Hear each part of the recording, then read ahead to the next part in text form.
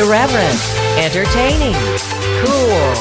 You're listening to LA Talk Radio.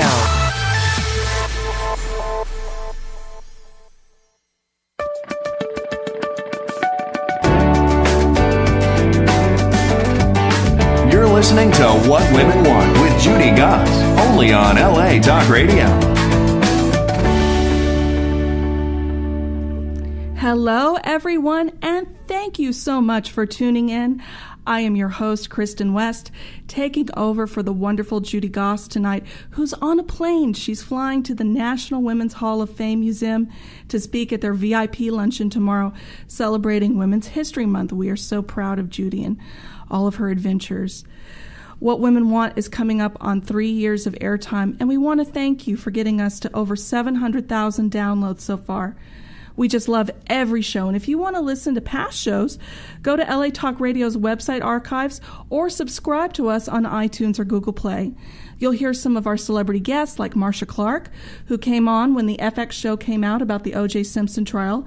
And in addition to Marcia, we've had sports stars like five-time Olympian Jackie Edwards, famous actresses, TV hosts, entrepreneurs, love coaches, tarot card readers, all kinds of women who are inspiring and unique in their own ways.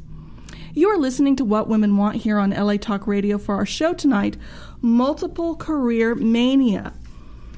And wow, what a show we have. So many of us have more than one career, and it can get really crazy.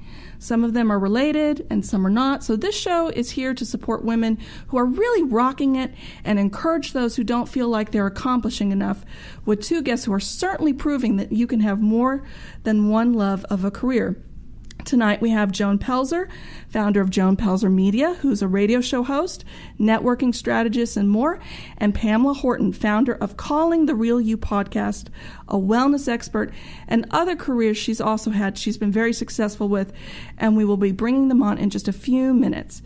And let me tell you, these two are the mavens of multitasking. You couldn't be in better hands tonight if you really want to know how to up your productivity. I am a multitasker as well. I admitted it on Facebook today on my Facebook feed. I'm what I call a multi-hyphenate. I'm an actor. I'm a film producer. I am a blogger and freelance writer. I have won a few awards for acting and producing, including being nominated for the Mary Austin Award for producing at the Idlewild International Festival of Cinema. And I'm a graduate of the University of Texas with a degree in radio, TV, film. And once a week, I have the honor and privilege of hosting this show alongside Judy. And my goodness, what a ride it's been. Well, it is time to bring on Miss Joan Pelzer. She is first and foremost a connector, which is one of the reasons she has taken the reins over as New York City chapter director for What Women Want Networking, in addition to being national social media strategist. Joan is an entrepreneur and founder and CEO of Joan PelzerMedia, LLC, a social media marketing agency. She also co-hosts a weekly radio show on Talking Alternative Broadcasting in New York City. Joan, welcome back to What Women Want. How are you today? Hi, Kristin. It is so wonderful to be on and talking with you again. I'm so excited. I'm so glad you reminded me that we had a conversation a few months back. You seem so familiar. And, what I wanted to ask you, you sound like you've had a few careers here. How do you keep track of them all? Oh, my gosh. It's, I don't think I'd have it any other way, to be honest with you. It can be challenging, but I love it. I guess I get driven from and passionate from the different things I do because I have a lot of different interests, and it almost feels like in a way I'm a millennial because a lot of the millennials are like this now, where they have a lot of different interests, and instead of just doing one job or one career and retiring, they do multiple things all the time and change as they go along. And that's how I am now. I've done a lot of different things since even college and in college and after college and all of that. So, a lot of different things actually, now that I think of it. Well, Joan, it's yeah. You're a multifaceted person. I think that's why you have so many different so many different side hustles, just to use a little millennial lingo.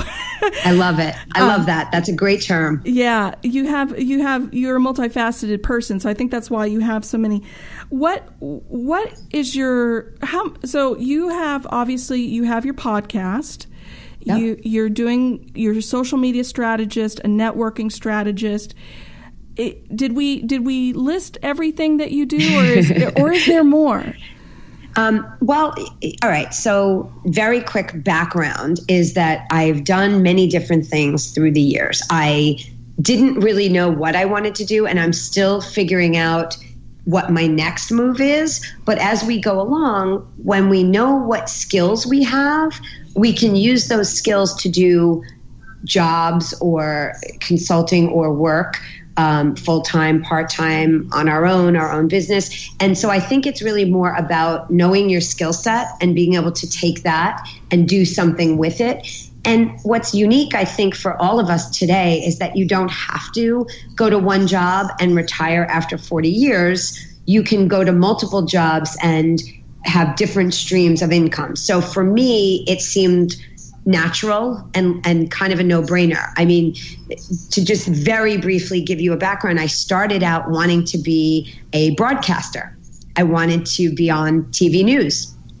And I didn't really want to go live somewhere other than New York, where I'm from. So I didn't go that route. I took a full-time day job with Verizon and then got an MBA. Then I quit, joined the Peace Corps, went to Russia, learned Russian, and came back, went to acting school full-time, and used my MBA skills, again, it's skills, to do consulting gigs, which then one led into another, led into me starting my own business and realizing that the skill set that I've had all along is really my skill set. It's not necessarily always a learned skill set. It's sometimes in us, and we bring it out with the different things we do. And I used that to parlay it into everything I'm doing now. And each of the things I'm doing now feeds into the other and helps both me and the people I'm working with, which is my ultimate goal, is connecting people and making everybody better and stronger, and we all win. I know that sounds so altruistic, but I really do mean that. No, I think it's an amazing point you bring up. And as you went through your journey process with us, the highlights of that, I think many of our growth in life and in skill sets is born out of necessity. I know, when I was in school, I learned how to write and be a writer. And then, when the social media boom happened, what do they need? Writers. So then I went into that area as well. So sometimes following the path of your life and the march of time is an interesting thing. I'm going to ask you a question, and then I'm going to bring on Pamela in just a second. And it's were any of these hobbies before you took that leap into being a career for you?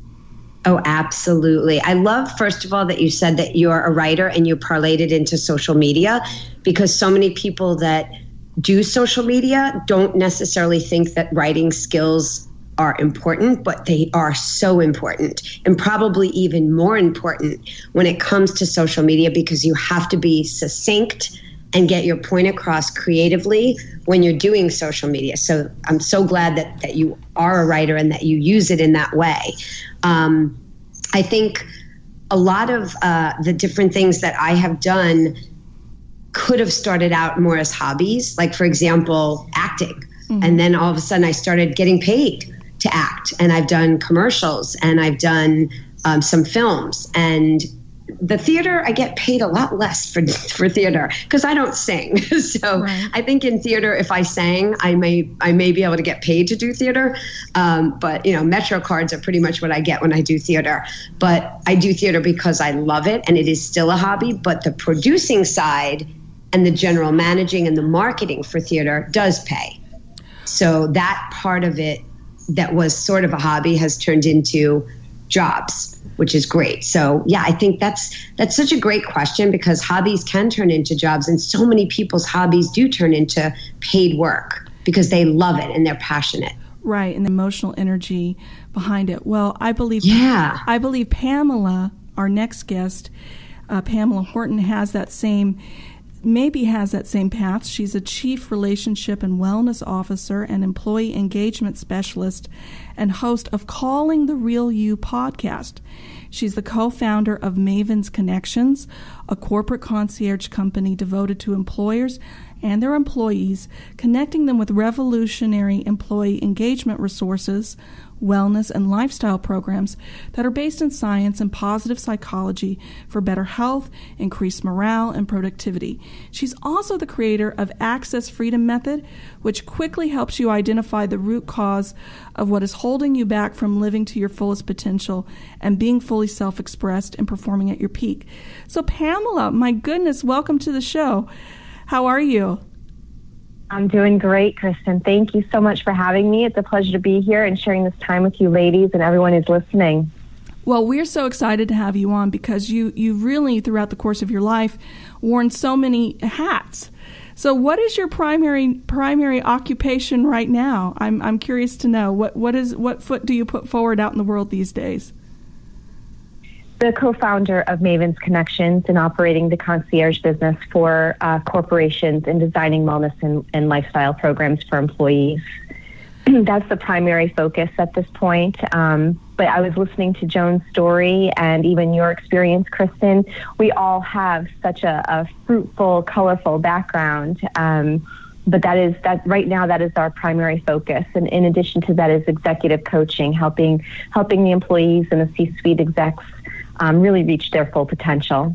So what does a Chief Relationship and Wellness Officer do? We're acquainted with CEO, CFO, COO. What is this emerging paradigm that you're ushering in? I'm very curious about this. Relationships equal currency. Relationships are the way to create business and that is sustainable and successful. And people who have specific roles in companies or corporations specifically tend to have one task.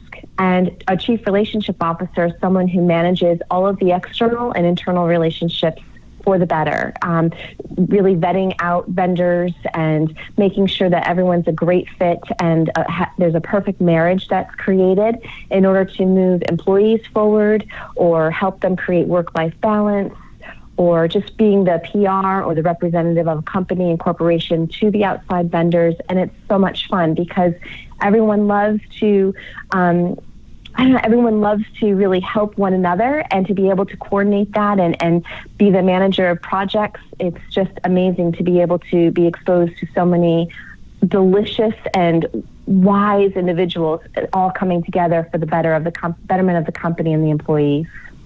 You know, it's interesting because I think so many of our relationships without constant care and maintenance can become very shallow, and you bringing that into the business world is very, very exciting and interesting. How did you get in? You know, I was talking to Joan about hobbies. How did you find yourself in this place through your career path? Because you've been a social worker, you've been a spiritual coach, you've been a myriad of different occupations. How did you find yourself here? Yeah, thank you. I did start off as a social worker working with adolescents and families and creating programs for municipalities for the residents to join in and improve their lives. And that took me to owning and operating my own wellness center and spa in Connecticut, providing programs. It wasn't a fluff and buff spa. It was a really sacred space where people can come and, yes, be pampered, but also be exposed to different alternative programming in order to, well, enhance their lives in areas that they felt that they needed to enhance in. And then I went into the private sector, generating leads for a sales team for a New England insurance company, as well as a national insurance company.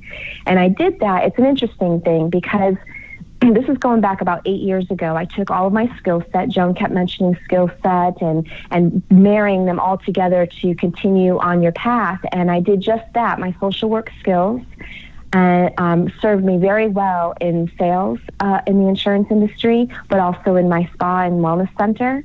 And what I ended up doing was I didn't want to sell auto and home insurance. That was the insurance company or the industry that I was in to generate leads for the sales teams. I wanted to improve people's lives And I'm an avid learner. I love learning about becoming even more self-actualized. I love learning how to have balance in my life and to become more grounded, because when we become more grounded, we become more productive, and we end up being happier.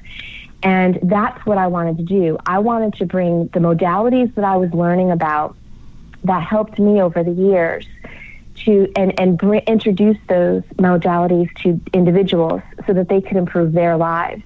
And so I created a business inside of a business, and through that modality, I was able to generate leads for the sales teams. In fact, it was done so well that the company that I was at last, we generated from 6% new business to 88% new business in 18 months' time, and increased our retention rate from 55% to 97% through the modality that I created by helping others learn that there are modalities out there that exist that can help them. And here I was serving myself selflessly. I was learning about things, and then I was learning about the theories, and then I was introducing them to companies to generate a captive audience. And lo and behold, years later, Mavens Connections is doing just that, connecting people with resources that help them grow and improve. You know, that is fascinating. And I know in coaching, in the self-help realms, there's a lot of debate over whether multitasking is healthy, whether it actually makes us more productive. Where do you feel that, because you've spent your life helping people and understanding the facets of the human psyche and the human spirit. Where do you feel that line is with multitasking? Can we overdo it? My belief, my personal belief from the professional training that I have is yes, there is such a thing as overdoing it. And I actually like to invite all of us to put a different spin on it. Multitasking versus multiple streams of income. We do not need to be tied to one specific task or one specific career. If you have multiple interests, that means that you are being called to investigate things that speak the most truth to you, so that you can then go out and share that knowledge with other people, because we're all part of this universal puzzle together. And there is a significant difference between multiple streams of income and multitasking.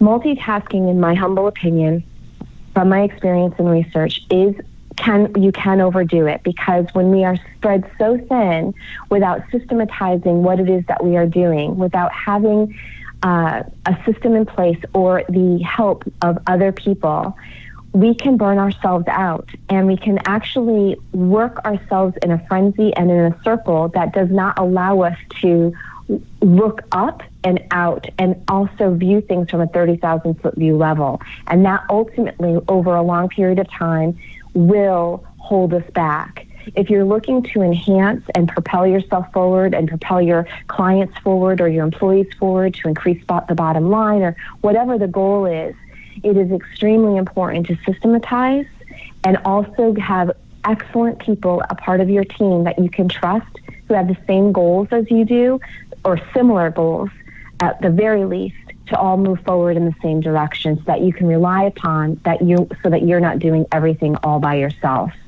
Well, oh my God, can I jump in on that? No, I was about to invite you to do that, Joan, because I feel like... Oh my God, you're so right.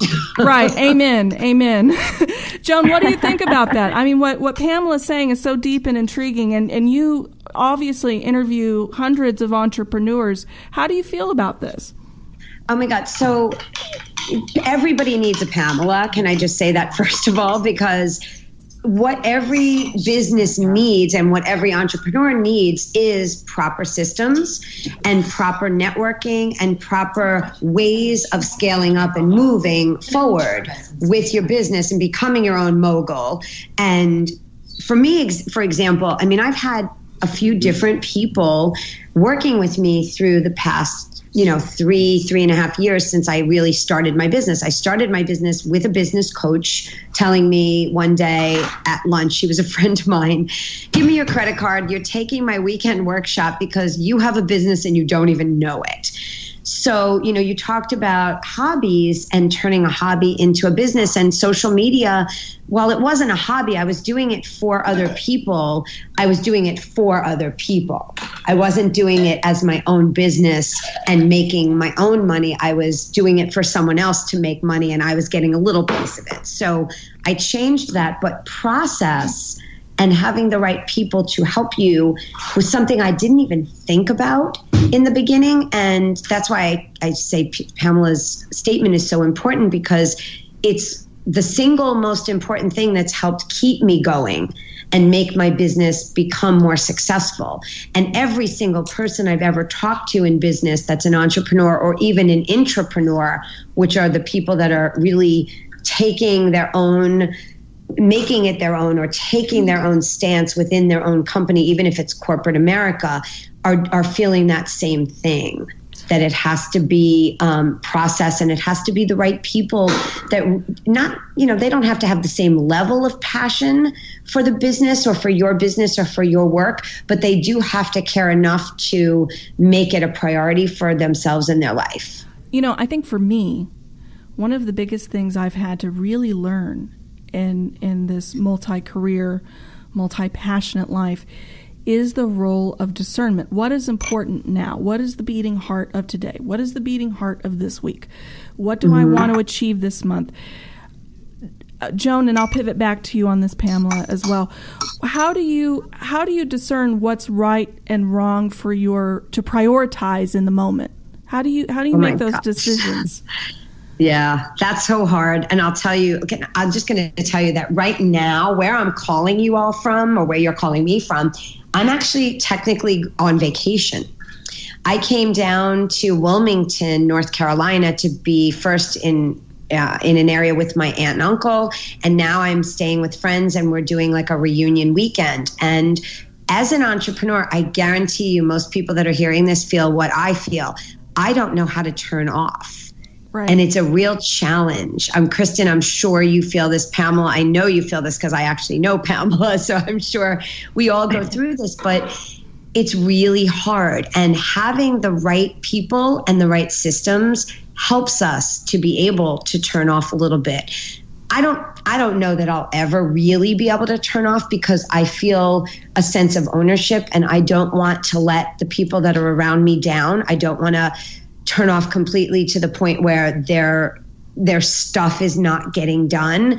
And in the nature of what I do, it is kind of a 24/7 thing, because there are things that happen on social media for clients that need to be addressed immediately. I mean, I just had an issue last night. So the radio station, I do a show every week on Fridays, and it centers a bit around entrepreneurism. It used to be called 21st Century Entrepreneur Radio, and we're rebranding it now, which is another challenge to try and figure out what we want to call it and who our core audience will be. But the biggest challenge came last night. This is an internet radio station that we're helping to run in New York City, and the power from Time Warner, the internet, went down. Yikes. And so the show was supposed to go live, and the guest was supposed to be the famous psychic medium, John Edward. And we had to all of a sudden put out there at 8:00 at night when the show was supposed to begin, sorry listeners, but the internet is down in New York City due to a Time Warner outage. So, entrepreneurs face real problems like that. And if you don't have the proper process and procedure in place, you're up a creek without a paddle, so to speak. True. No, it's so true. And I'm on water today, so up a creek without a paddle is literal. It's meaningful to you in this moment. Pamella, what do you think about that? How do we clarify our discernment when we're multitasking or making multiple streams of income? How do we make sure that we're making our decisions from the right place or space?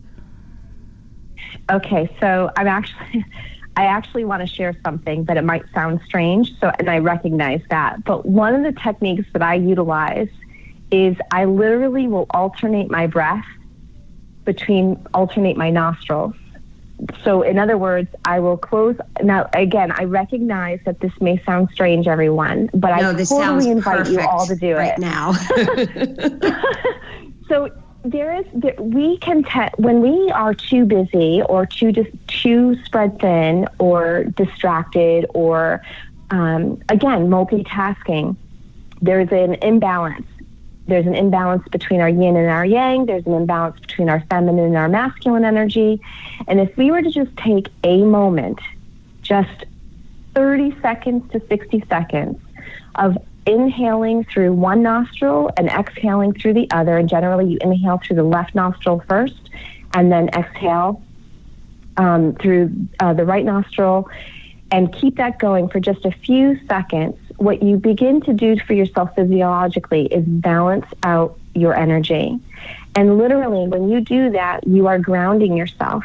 When we are busy, I call it the busyness disease, or it could also be referred to as multitasking. You might as well be floating. Your feet are not on the ground. You're not grounded. You're not centered. And if you were to do this breathing exercise, it pulls you right back into the now. It pulls you right into the moment. And when you're in the moment, everything is clear. There is nothing to worry about. There's nothing that needs to get done yesterday.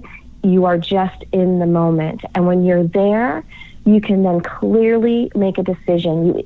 You simply ask, what needs to be done right now? And just wait. And the answer will literally drop into your mind, and that is the direction that you move forward in. I love that you just said that, because I actually did this last night. And I have done it in the past, and I'm here in the studio, and I'm like alternating. I'm doing it right now. Well, thank you, Pamela. And segueing into that, Joan, do you have any tips, tricks, or tools that make you this maven of multitasking? I'm a fan of Trello boards and Kanban boards. I have a few apps I use, but what makes Joan the almighty multitasking maven that she is? Okay. I stink at multitasking. Okay. I said it out loud. I admit it. I stink at multitasking. And the reason I stink at it is because I get distracted very, very easily, and I'll start one thing, go to something else, and then all of a sudden I have 55 tabs open on my computer. So I actually have a very good friend named Nancy Snell who specializes in productivity for executives and for adults with ADHD. And Nancy and I are actually working together on a regular basis now, and we're starting up a weekly accountability circle.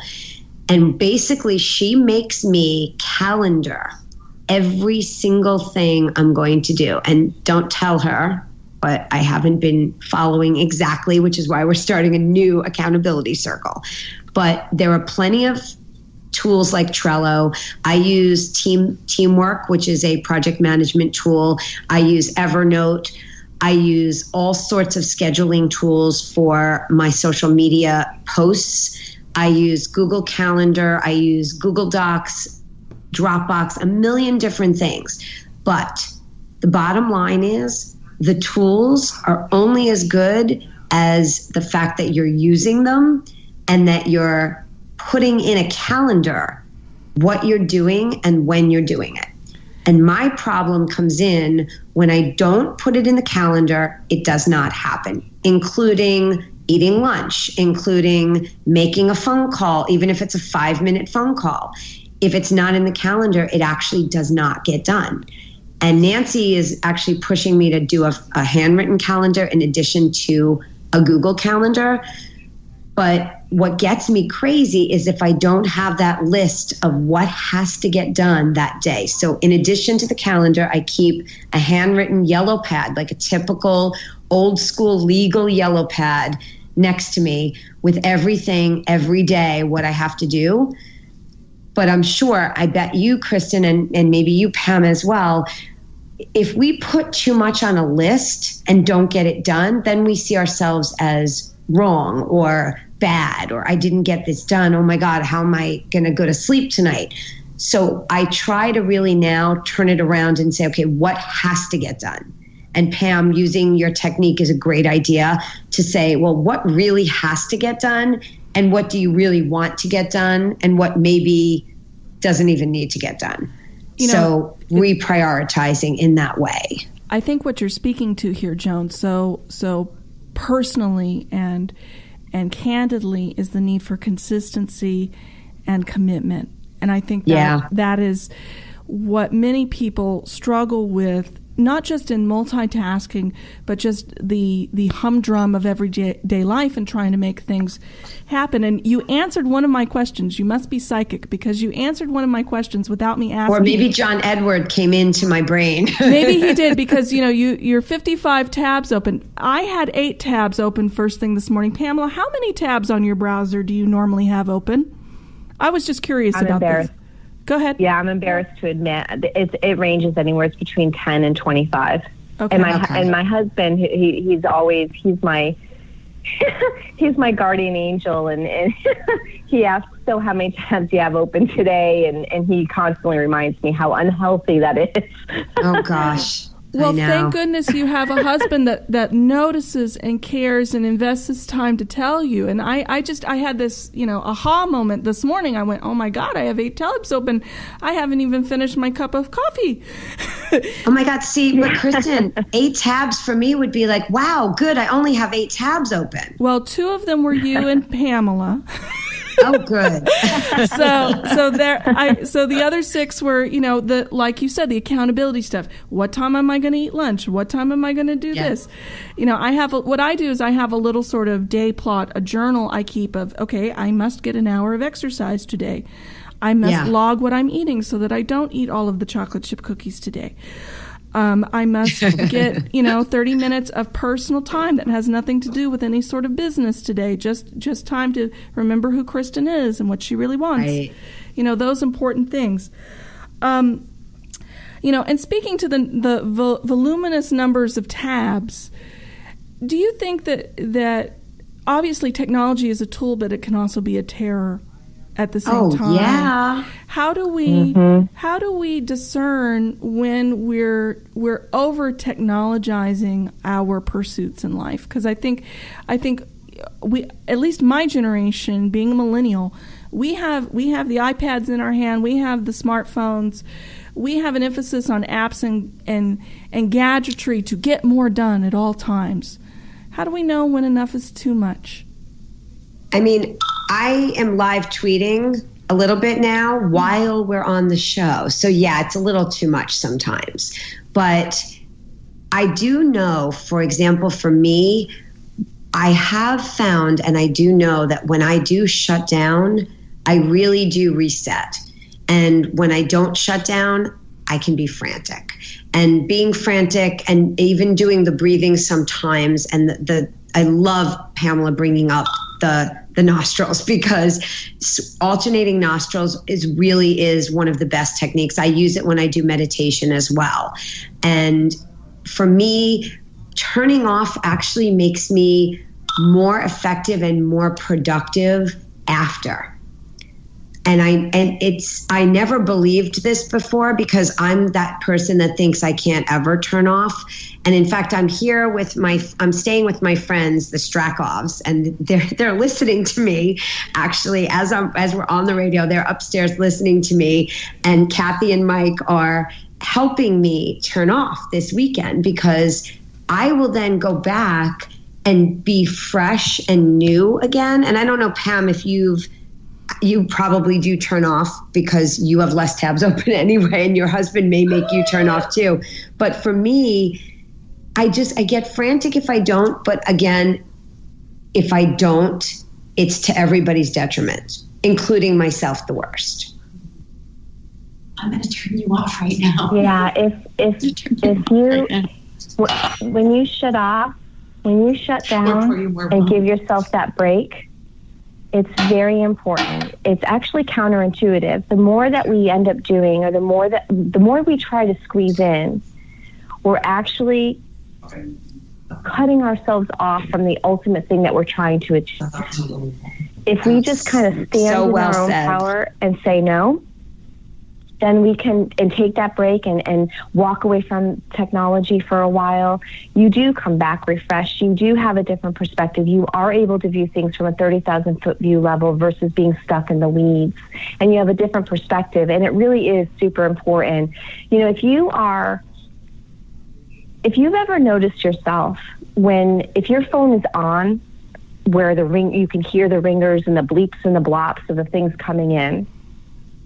If your phone is silent for a while and you still find yourself reaching for it to check it, that should be a huge indication that it's a time to just walk away and take a break for an hour, 2 hours. And I know that might freak a few folks out when I say that, but when you do that, you are coming back with a different perspective versus just being in the quagmire of the daily task or the task at hand, or, as I mentioned, in the weeds. You're so... Oh, it's not working. What happened? Pamela, I think that's an amazing observation, because we can get overly, not only dependent on the technology itself to communicate, but overly dependent on the validation that can come from certain technologies. And what I wanted to ask you next was, we're all the same and we're all different at the same time. I know I'm a night person. I really don't function well early in the morning, mid-morning. Some people are bright-eyed and bushy-tailed first thing in the morning. How do we honor our rhythms when trying to accomplish so much in a day? Is there a life hack here that maybe you can elucidate for us? It's the discipline. It's the first aspect to that is actually being aware of how you function. The second step is there a change that you're looking to make? So I heard you say that I am not a morning person, and that may very well be the case and very true at this moment. But if you really wanted to change that, you could by changing your language. So that the first step is being aware of the type of what you prefer. The second aspect to that, or the second step to that, is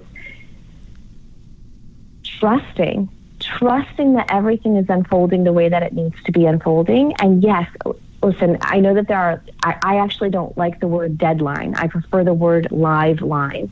But I do know that there are deadlines or live lines that need to be met and that need to be respected. Everything is going to get done, and it'll get done faster and better when you're able to recognize what you're doing to distract yourself or what you're doing to not distract yourself. Does that make sense? No, it does. Oh my God, so true.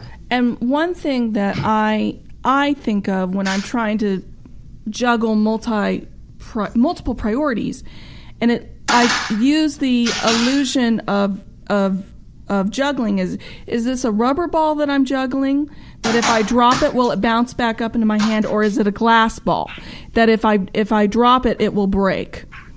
And that's how I kind of... I feel that way. Right. That's how I structure my thinking. What about you, Joan? How is honoring your rhythm and honoring your priorities? How do you do that?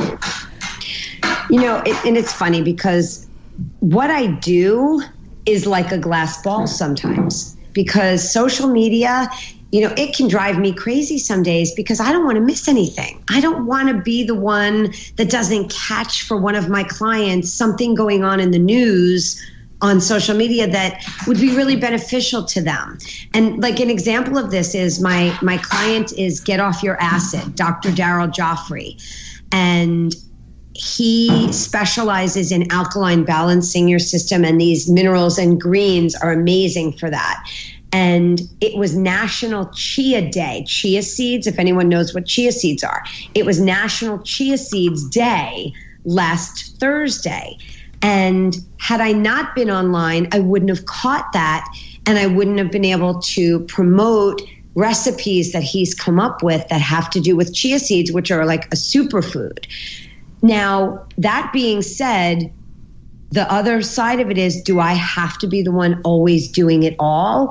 And isn't that why I have process and team in place? And the answer to that is yes. So the balance for me and the holding of that glass ball and juggling it, which I try very hard to do, it's important to make sure that you've got the process and that you've done your homework and your research in advance, especially for social media, so that you feel like you can make those pivots when you need to, but you can also not feel tethered to that phone 24/7. And part of my biggest issue is that I sometimes do feel like I can't turn off, but the only person that says that is me. No one else is forcing me to be online 24/7. In fact, I'm quote, heading to be off a few days. And I wrote to my clients to say, I'm going to turn off. And my one client said, well, then why are you writing to me now? Why are you not enjoying this now? Get offline. So they are okay with it. Why can't I be? It's interesting, the self-talk that we go through. Pamela, would you like to chime in about that? I'm sorry to interrupt. No, I thank you. It's a matter of training yourself as well as the people that you are engaged in. Self-care, the rhythm and honoring yourself. For me personally, I really try to do everything that I need to do for me in the mornings.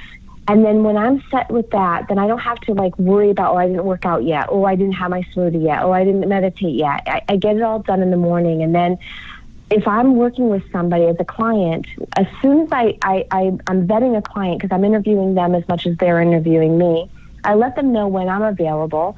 I share with them how they can reach me, when they can reach me, but I definitely put boundaries in place. 7:00 at night. This is, Judy is such a beautiful friend, and I'm so grateful that she invited me to be part of the show. But 7:00 at night, my phone goes off generally, and everyone that I work with knows this. If there's an emergency, there are other ways that they can get a hold of me. But you must take care of you first, because if that whole analogy, and I actually don't like using it, but it really is the only one that displays it perfectly, that airplane analogy. If the airplane is going down, you must put the mask on first, and then you can take care of and help other people around you.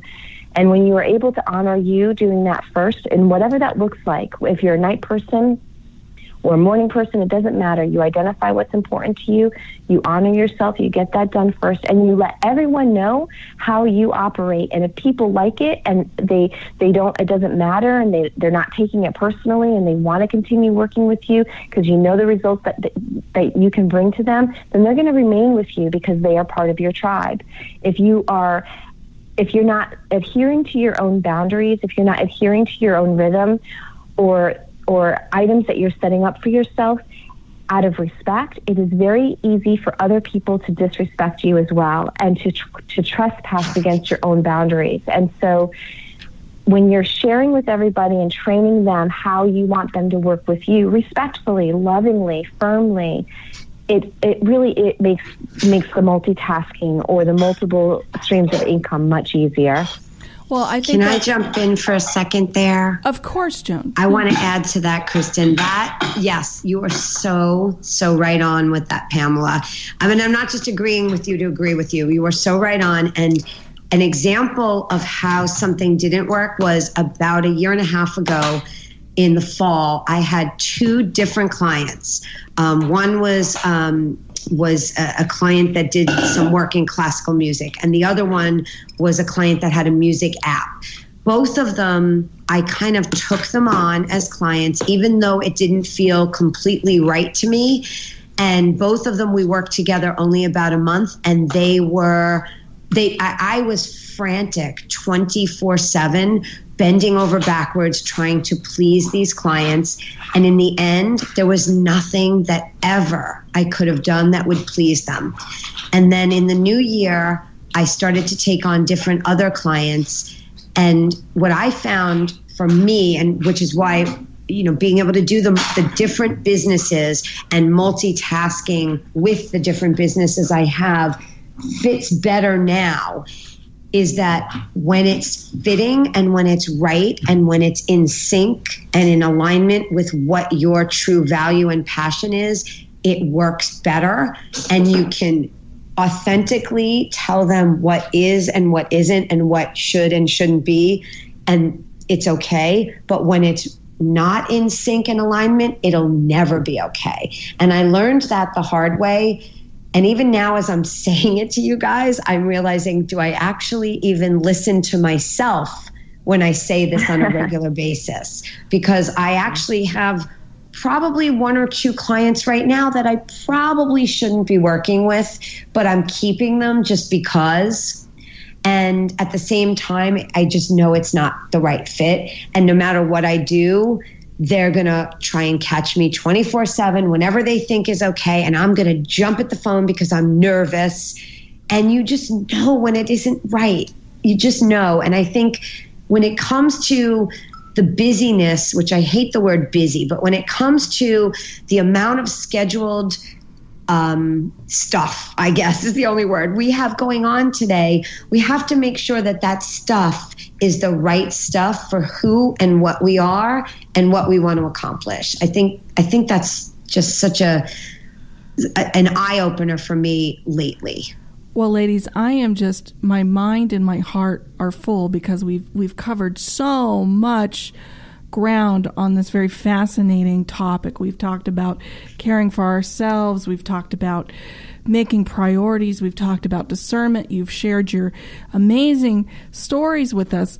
So I want to make sure that our listeners have the opportunity to follow up with you if maybe what you're saying is speaking to them. So, Joan, could you share with us where our listeners can find you online? Because you're Miss Sure. Social Media, so tell us where we can find you. Sure, but do not judge my website because it's being redone.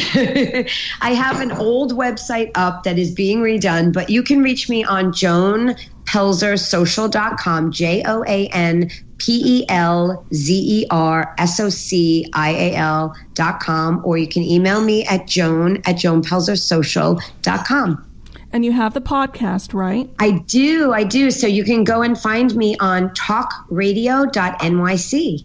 And I'm right on there, Joan Pelzer, JoanPelzer. And I'll publish this through What Women Want Radio social media as well. And Judy's actually on live with us on Twitter. She's flying, but she was listening right before she took off. Oh my goodness. I know. Well, hi, Judy. I know you're listening. Well, Joan, I am so excited about that. And what day do you broadcast on? I broadcast every Friday at noon. So I definitely want both you, Kristin, and you, Pamella, as guests on my show. You both can call in, or if you're going to be in the New York City area, you can come in and be in our studio. Oh, wow. And that's an open invitation anytime you're in LA? It is an open invitation. Absolutely. Anytime you want to come on, you just tell me, and I'm going to send you both emails to just invite you personally. How cool. Well, Pamella, how do we keep track of your wonderful self? Because you have said so many interesting and multi-layered things and taken us through a breathing exercise, and I feel transformed inside and out just speaking with you this evening. How does someone who wants to connect with you online and find you? Thank you, Kristin. Yes, I'm actually going to echo Joan's words. I would love to have both of you on the Calling the Real You podcast as well. Open invitation. I think it's a brilliant idea. I really enjoyed our talk tonight, so thank you. I invite all of you who are listening to actually join me on Facebook. You spell my name Pamella with 2 L's, so Pamella. My last name is Horton, Horton. I also have a Calling the Real You Facebook page, and I do have a website. I'm in the same boat as Joan. It is not up to date. It is in the process of under construction, but it is MavensConnections.com. And my email is mavensconnections@gmail.com. You know, and I saw your website today as I was getting a little bit more acquainted with all of your gifts and what you're really about. And it is a fascinating business opportunity that you're working on. And you also have a podcast too, correct? You're both podcasters. Yes, the Calling the Real You podcast. Awesome. What day do you broadcast? The first and third Wednesdays of each month. And the podcast itself can be found on sacredstoriesmedia.com. And again, it's called Calling the Real You. And just really quick, what kind of topics do you cover in Calling the Real You? I know that Joan focuses on entrepreneurial concerns.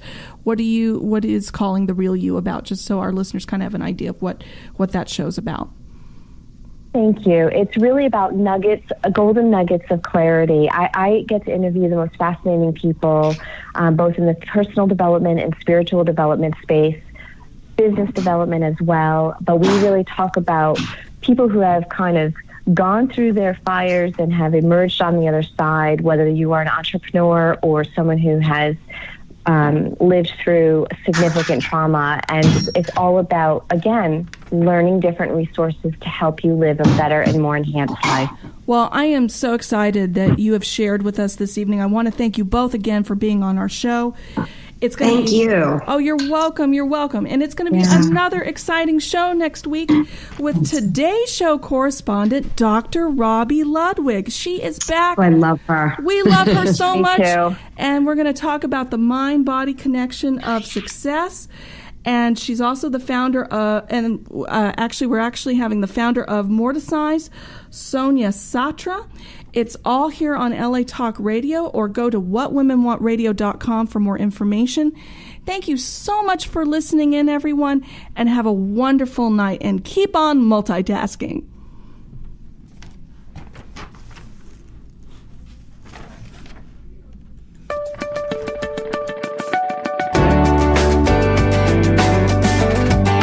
You're listening to What Women Want with Judy Goss, only on LA Talk Radio.